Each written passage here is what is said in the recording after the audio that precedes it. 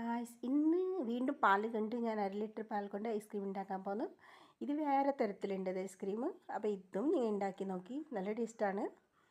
അപ്പോൾ ഫസ്റ്റ് ഞാൻ വിനേഗിരി എസൻസ് എടുത്തിട്ടുണ്ട്, കുറച്ച് ഷുഗർ, പിന്നെ ഇന്ന് കസ്റ്റർഡ് കൊണ്ടുണ്ടാക്കി കസ്റ്റർഡ്, കുറച്ച് പാൽ വേറെ എടുത്തിട്ടുണ്ട്. അപ്പോൾ പാലിനെ തിളച്ച് പിന്നെ അതിലേക്ക് മിൽക്ക് മെയ്ഡ് ഒഴിച്ചിട്ട് കൊടുക്കുന്നുണ്ട്.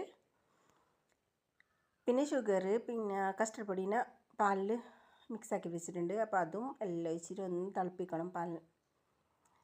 വിനാഗിരി എസൻസ് എല്ലാം വീത്തിയിട്ട് ഒന്ന് പാലിന് തിളപ്പിച്ചിട്ടെടുക്കണം. അപ്പോൾ ഇത് തിളച്ച് വന്നു. ഞാൻ വേറെ തരത്തിലുണ്ടാക്കി, ഇന്ന് ഒരു വേറെ ഇതിൽ ഉണ്ടാക്കാൻ വിചാരിച്ച്. അതിനും ടേസ്റ്റ് ഉണ്ട്.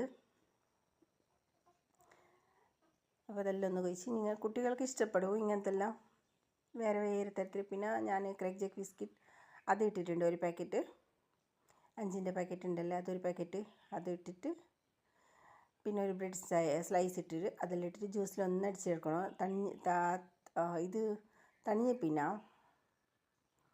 അപ്പോൾ ഈ തണിക്കാൻ വെക്കുന്നുണ്ട്. തണിച്ച് പിന്നെ ഗ്രൈൻഡറിൽ ഒന്ന് മിക്സ് ആക്കിയിട്ട് എടുക്കുന്നുണ്ട്.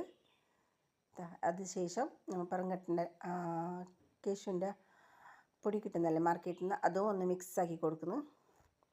അതിനുശേഷം നമ്മൾ ഐസ്ക്രീമിൻ്റെ ബോളിൽ അതെല്ലാം ഒഴിച്ചിട്ട് കൊടുത്തിട്ട് ഫ്രീസറിൽ ഒരു 8 മണിക്കൂർ സെറ്റാവാൻ വെക്കുന്നു. 8 മണിക്കൂർ കഴിഞ്ഞ് പിന്നെ നമ്മൾ എടുത്ത് നോക്കാം.